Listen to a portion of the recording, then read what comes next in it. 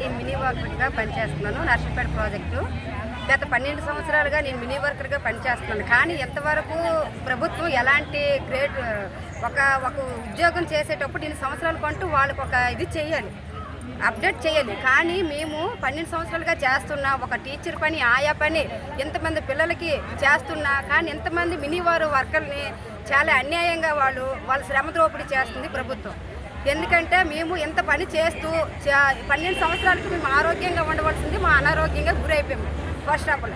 Second, పిల్లలకి ఎలా అండి మేము ప్రీ స్కూల్ చెప్తాము, పిల్లలకి పిల్లలు తెచ్చుకొని వంట చేసుకోవాలంటే అక్కడ ప్రీ స్కూల్ కూడా ఎటువంటి పరిస్థితుల్లో పర్ఫెక్ట్గా చేయలేము.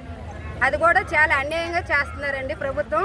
ఏమంటే ఎంతమంది అంగన్వాడీలకి జీతాలు చేస్తున్నామంటే ఎటువంటి జీతాలు అండి ఇస్తున్నారు.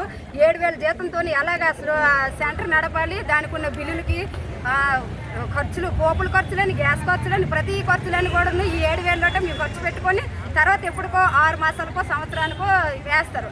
అంటే ఈలోగా మాకు వచ్చిన 7,000 జీతంకి ఇది పెట్టుకుంటూ అంటే ఎంతమందికి బడుగు వర్గాలకి చేయండి అంటే బడుగు వర్గాల్లో మేము కూడా ఉంటాం కదండి. కానీ ఎంతవరకు కూడాను ఎటువంటి ఇది లేకుండా ఇంతమంది మినీ వాళ్ళని చాలా అన్యాయంగా శ్రమ దోపిడీ చేస్తుంది ప్రభుత్వం. 12 సంవత్సరాలు కూడాను చేసినప్పుడు కూడాను ఒక కూలికి ఎంత వేతనం వేస్తున్నారో కూడాను ప్రభుత్వం తెలుసు. కానీ ప్రభుత్వంలో పనిచేసే వాళ్ళకి మాత్రం చాలా అన్యాయం చేస్తున్నారు. 7,000 జీతంతో ఇలాగ నడిపిస్తున్నారు. అంటే ఎంతమంది స్త్రీలు